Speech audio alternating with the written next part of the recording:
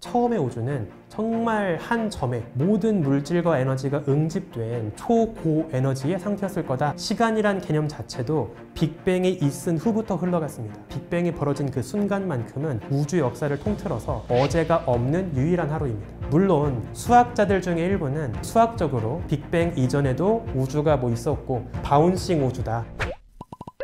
네, 안녕하세요. 저는 은하들의 충돌과 진화를 연구하는 우주먼지 지웅배입니다. 정말 어렵고 좋은 질문입니다. 단적으로 말씀드리면 우리가 직접 관측하진 않았어요. 빅뱅 이후부터 1, 2, 3분밖에 안 된 역사 동안에 무슨 일이 있었는가를 직접 망원경으로 들이밀어서 본 적은 없습니다. 다만 초기 우주에 벌어졌을 법한 상황을 실험적으로 만들어 놓고 그 상황에서 벌어지는 결과들을 통해서 우리가 꽤 그럴듯하게 유추는 하고 있어요. 오늘은 제가 어떤 이야기를 드릴 거냐면, 사실 여러분들 책이나 여러 영상들 보시면 몇 분에 몇 초일 때 우주가 어땠고 어떨 때 어땠고 이런 식으로 쭉 연대적으로 이야기를 많이 하거든요. 근데 저는 그런 식으로 이야기를 하는 게 별로 와닿지가 않았습니다. 제일 궁금했던 건 언제 무슨 일이 벌어졌느냐가 아니라 그걸 대체 어떻게 알았는데, 전 이게 더 궁금했거든요. 그리고 제가 말씀드리고 싶은 건 과학의 묘미는 바로 거기에 있습니다. 그냥 단순하게 언제 무슨 일이 있었다를 열거해서 그걸 달달달 외우는 게 과학이 아니라 대체 그걸 보지도 않고 어떻게 유추할 수 있느냐, 어떻게 뭘 근거로 알 수 있느냐, 전 그게 더 중요하다고 생각을 하거든요. 그래서 오늘 이 시간에도 그냥 그렇게 연표를 쭉 읊는 게 아니라 무엇을 근거로 지금의 이론까지 도달하게 되었는지, 그런 이야기를 천문학자 입장에서 한번 쭉 소개를 좀 드려보도록 하겠습니다. 일단 빅뱅 이론은 사실 이 시공간이 중력 때문에 휘어질 수 있다는 걸 보여주었던 아인슈타인의 중력 방정식 또는 장 방정식이라고 하죠. 그 방정식에서 출발합니다. 이게 참 재밌는 게, 그냥 수학적으로만 보면 아인슈타인의 방정식은 수축을 하든지 팽창을 하든지 뭔가 변화하는 우주가 자연스럽다는 결론을 보여주거든요. 근데 이거는 정말 미스테리 중에 하나인데, 아인슈타인은 그런 변화무쌍한 우주가 어색하다고 생각했어요. 그러니까 아인슈타인도 일종의 고정관념이 있었던 거죠. 우주는 무조건 수축도 팽창도 하지 않고 정적으로 고정되어 있다라고 생각을 한 겁니다. 그래서 중력이 작용하면서 수축하려고 하는 우주를 인위적으로 고정시키기 위해서 중력에 반하는 일종의 우주 상수를 집어넣었어요. 그래서 상수를 딱 대입을 해야만 우주가 수축도 팽창도 하지 않고 그 정적일 수 있다 라고 이제 만들었던 거죠. 그런데 사실 아인슈타인의 방정식을 가지고 이미 많은 물리학자들은 아닌데, 우주는 팽창하는 게 되게 자연스러운 것 같은데 라고 하는 의문들을 오랫동안 제기해 왔습니다. 대표적으로 누가 있냐면 그 러시아 출신의 물리학자 중에 알렉산드르 프리드만이라는 사람이 있거든요. 이 프리드만도 아인슈타인의 방정식을 출발해서 우주는 팽창하는 게 자연스러운 모델이야 라고 하는 결론을 얻어내게 돼요. 그리고 아인슈타인에게 그런 이야기도 합니다. 하지만 아인슈타인은 프리드만의 계산을 보고 수학적으로는 그럴듯하지만 이거는 잘못된 해결책이다 라고 딱 그냥 무시해버리기도 했었죠. 또 그러다가 이번엔 벨기에 출신의 또 다른 물리학자 조르주 르메트르가 비슷한 결론을 또 얻어냅니다. 그리고 르메트르가 되게 훌륭했던 게 뭐냐면, 단순히 수학적인 결론만 얻어낸 게 아니라 이것을 어떤 관측으로 입증할 수 있는지까지도 이야기를 했어요. 아마도 우주가 정말 팽창하고 있다면 주변에 떨어진 먼 은하까지의 거리와 속도를 비교했을 때 더 먼 은하일수록 더 빠르게 멀어지고 있을 거다. 이런 관측을 한다면 내가 이야기한 우주 팽창 모델을 입증할 수 있을 거다. 이런 식의 분석까지 내놓습니다. 참고로 이 논문은 나중에 가서 에드윈 허블이 실제 은하들이 멀리 도망가고 있다, 그 우주가 팽창하고 있다 라는 그 관측을 하기도 전에 나온 논문 중에 하나예요. 그러니까 되게 통찰력이 아주 뛰어난 거죠. 그런데 역시 꼰대가 되어버린 우리 아인슈타인은 이 젊은 르메트르의 발견에 대해서도 굉장히 부정적이었습니다. 자네의 수학 계산은 맞지만 물리학적인 감각은 완전 엉망이구만, 이렇게 이야기를 해요. 그러니까 수학적으로는 계산은 맞지만 아니 물리학적으로 생각했을 때 어떻게 팽창하는 우주가 가능하냐, 딱 이렇게 그냥 무시했던 거죠. 하지만 나중에 시간이 지나서 에드윈 허블이 관측으로 입증해 주었죠. 은하들은 멀리 도망가고 있다, 우주는 팽창하고 있다, 이런 걸 보여주게 되고, 나중에 가서는 르메트르의 이론도 인정을 받게 됩니다. 나중에 이제 아인슈타인이 르메트르가 직접 강연한 그 우주 팽창과 기원에 대한 이야기를 직접 듣거든요. 그리고 그 강연을 듣고 마음이 바뀌었어요. 그래서 뭐라고 하냐면 우주의 기원에 대한 가장 아름다운 강연이었다라고 이제 르메트르를 다시 인정해 주기도 합니다. 이런 되게 재밌는 역사들이 쭉 있었어요. 재밌는 TMI 중에 하나인데요. 여러분들 르메트르 사진을 구글링 해보시면 복장이 되게 독특합니다. 까만 옷에 목에 흰 카라를 입고 있어요. 그러니까 누가 봐도 신부님의 복장을 하고 있거든요. 실제로 르메트르는 젊었을 때 신학교를 다니기도 했습니다. 신부 출신의 물리학자인 거예요. 참 독특한 이력을 갖고 있죠. 근데 이제 일부 당시 르메트르의 가설을 믿지 못했던 물리학자들이 어떤 식의 비판을 조금 하기도 했냐면, 저거 신부 출신 아니랄까봐 창세기에 등장하는 문학적인 표현을 억지로 물리학으로 입증하려고 하고 있다. 우주가 작은 점으로 존재하다가 빵! 섬광과 함께 터졌다 라고 하는 그런 표현이 성경에 등장을 하잖아요. 물론 르메트르는 그런 신학적인 고정관념을 대입해서 연구한 게 아닙니다. 그냥 순수하게 물리학적으로 우주의 초기 모습이 어떨지를 연구했을 뿐인 거고요. 근데 이제 일부 르메트르를 싫어했던 그 안티 물리학자들이 이제 쓸데없이 그런 이미지를 가져와가지고 르메트르를 비판하기도 했었던 거죠. 왜냐하면 우주는 초기에 너무나 작은 스케일로, 사실상 양자역학이 지배하는 스케일로 출발했기 때문입니다. 우주는 지금 너무나 거대하지만 팽창하고 있는 우주를 거꾸로 쭉 거슬러 가면 정말 높은 밀도로 작은 스케일로 뭉쳐있는 양자역학의 스케일이 되었기 때문이에요. 실제로 그 르메트르가 썼던 논문의 제목도 보시면 양자역학의 관점에서 바라본 우주의 기원이라고 하는 제목으로 출발하거든요. 르메트르가 당시 어떤 생각에 이르게 되냐면, 우주가 팽창하고 있다면 과거에는 우주의 밀도가 더 높았을 것이고 당연히 더 높은 온도로 우주가 뜨거웠을 거다. 그러한 생각을 쭉 연장해 보니까 처음에 우주는 정말 한 점에 모든 물질과 에너지가 응집된 초고에너지의 상태였을 거다라는 생각을 한 거예요. 그리고 그 상태의 우주를 그때에는 비유적으로 뭐라고 불렀냐면 원시 원자다, 프라이메벌 아톰이다, 이런 식으로 불렀습니다. 그래서 그 원시 원자가 초기에 불안정한 상태를 버티지 못하고 빵! 불꽃놀이 하듯이 팽창을 했고 그것이 지금의 우주가 되었다. 이런 되게 통찰력 있는 이야기를 했던 거죠.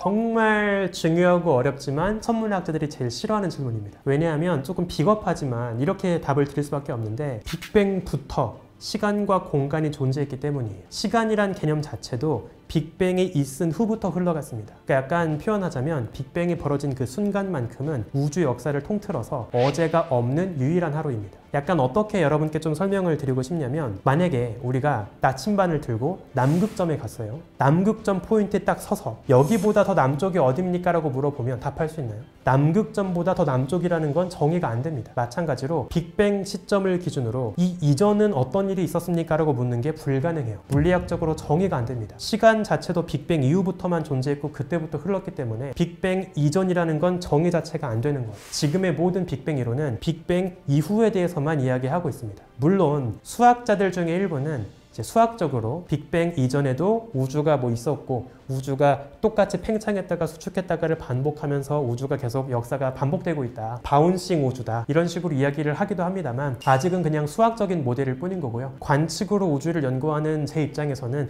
아직은 그냥 수학적인 놀거리 정도로만 머물고 있다고 전 생각을 합니다. 이것도 정말 중요하고 어려운 질문인데요. 일단 답부터 드리면 정확히 모릅니다. 다만 우리가 이제 어떤 식의 접근을 해볼 수 있냐면, 양자역학 세계에서는 제가 이전에 설명드린 것처럼 어떤 에너지 장벽을 뚫고 건너편으로 입자가 넘어갈 수 있는 터널링의 효과가 있다고 했잖아요. 약간 그런 것처럼 대부분의 경우에는 어떤 빅뱅이 벌어지기 위해서 필요한 에너지의 장벽을 넘을 수가 없지만 딱 정말 간헐적으로 우주가 그 터널링을 경험하면서 우주가 팽창할 수 있는 지점에 다다랐다라는 식의 물리학적인 해석은 가능해요. 다만 빅뱅 이전에 대해서 아직 우리가 물리학적으로 정의할 수 없다 보니까 빅뱅이 벌어지게 만든 원인이 무엇인가라고 하는 거에 대해선 아직 명확한 이야기를 드리는 건 좀 어렵다고 생각합니다. 이건 저도 전문가가 아니기 때문에 굉장히 깊게 이야기 드리는 건 어렵긴 합니다만, 촉근 이론 이런 거를 연구하시는 분들은 우리 우주에는 더 숨어있는 차원들이 있어서 그 숨은 차원들끼리 뭐 충돌하거나 부딪힐 때 그 틈에서 이제 우주가 탄생하는 거다, 뭐 이런 식의 이야기를 하기도 하거든요. 근데 안타깝게도 아직 이런 것들은 관측할 수가 없는 이야기다 보니까 제 입장에서, 또 관측으로 우주를 연구하는 대다수의 천문학자 입장에선 아직은 약간 SF같이 느껴지는 측면이 없지 않아 있습니다. 여기서 제가 조금 중요한 얘기를 하나 드리고 싶은데요. 우주가 팽창하면 그만큼 그 부피가 넓어질 테니까 우주를 채우고 있는 물질과 에너지의 밀도는 옅어지겠죠. 만약에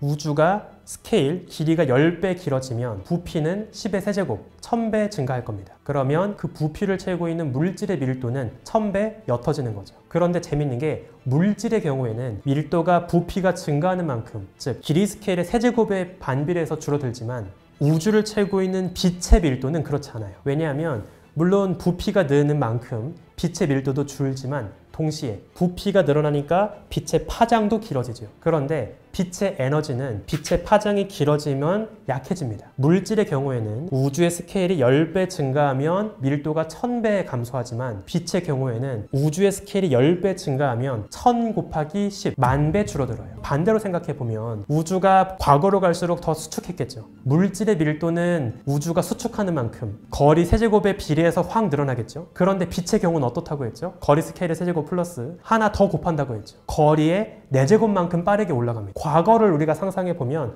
과거 시점의 우주는 오히려 물질보다 빛이 우주를 가득 채우고 있던 시기도 있었던 거예요. 즉, 빛이 물질보다 도미넌트, 우세했던 거죠. 그러다가 우주가 점점 팽창하면서 물질의 밀도가 옅어지고 물질과 빛이 분리가 되고 자유롭게 빛이 퍼져나가게 되고 이러면서 물질이 좀 더 우세한 지금의 시기를 살게 되는 거죠. 그 러시아 출신 물리학자 중에 조지 가모프라고 하는 사람이 있거든요. 그 사람이 어떤 예측을 내놓게 되냐면 과거의 우주는 빛으로 가득 차 있었지만 그 비좁았던 우주가 점점 팽창하면서 지금의 스케일까지 넓게 넓어졌을 거고 그러면서 초기에 아주 뜨거웠던 우주의 온도는 지금쯤 굉장히 낮은 온도로 식었을 거다 라고 하는 예측을 처음으로 제시합니다. 이게 지금 우리가 알고 있는 우주 전역에 퍼진 미미한 전파 노이즈, 우주 배경 복사가 되는 거죠. 참고로 가모프 때까지만 해도 되게 러프하게 예측을 했기 때문에 그때 예측했던 우주 배경 복사의 온도는 절대 온도로 5켈빈 정도였어요. 그리고 지금 우리가 정밀하게 재고 있는 우주 배경 복사의 평균 온도는 2.7켈빈 정도입니다. 그러니까 얼추 그 당시에 약간 오차를 감안하면 꽤 잘 유추한 편이었다라고 볼 수 있겠죠. 그리고 가모프는 또 어떤 예측을 하게 되냐면 그래, 과거의 우주가 정말 그렇게 뜨거웠다면 사실상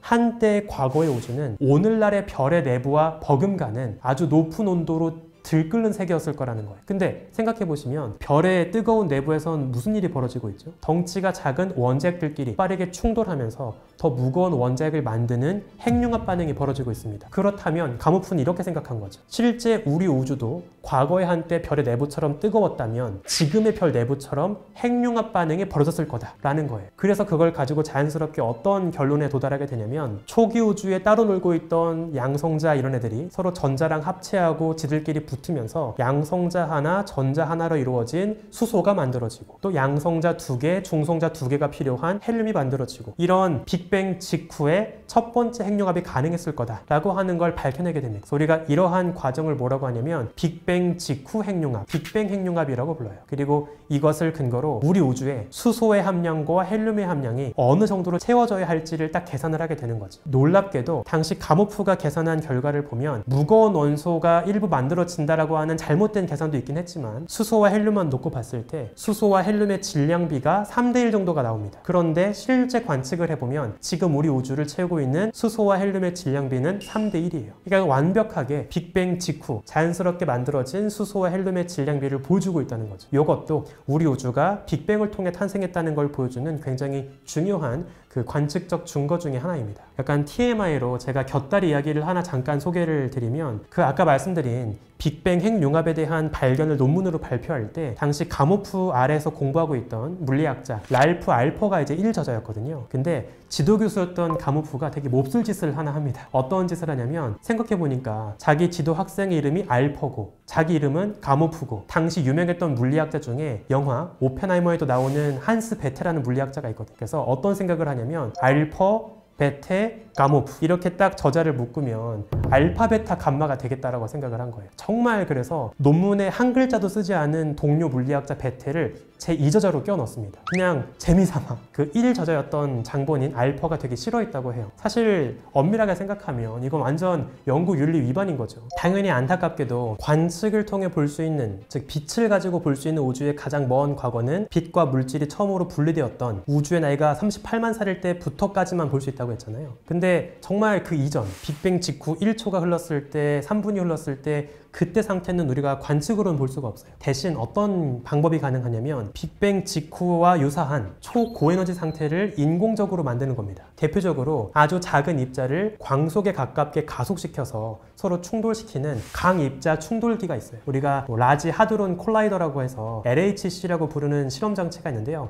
이게 어디에 있냐면 스위스랑 프랑스 국경 걸쳐서 그 땅 깊숙한 곳에 묻혀 있습니다. 아주 커다란 둘레가 한 27km쯤 되는 커다란 트랙을 따라서 아주 작은 입자들을 빠르게 가속시켜요. 그러면 걔네가 거의 광속의 99.999%까지 빨라지거든요. 그럼 그 빠르게 움직이는 애들을 꽝 충돌시키는 거죠. 그러면 전자나 양성자 같이 비교적 덩치 큰 입자들도 쪼개집니다. 그리고 그것을 이루고 있던 쿼크 같은 작은 구성 요소가 튀어나오게 되는 거죠. 이게 왜 중요하냐면 초기 우주는 정말 높은 밀도와 높은 온도로 들끓고 있었잖아요. 그만큼 물질끼리의 충돌도 아주 빈번했을 겁니다. 그렇기 때문에 정확하게 입자 충돌기로 만들 수 있는 그런 작은 부산물 같은 것들로 우주가 가득했을 거라는 거죠. 초기 우주의 극한 환경에서나 존재할 법한 그런 구성 요소들, 쿼크 같은 아주 작은 물질들을 실험적으로도 재현할 수 있습니다. 그걸 가지고 우리가 초기 우주의 상태가 어땠을지, 어떤 애들이 존재했을지 이런 것들을 알 수 있게 되는 거죠. 방금 말씀드린 이런 충돌기 실험을 통해서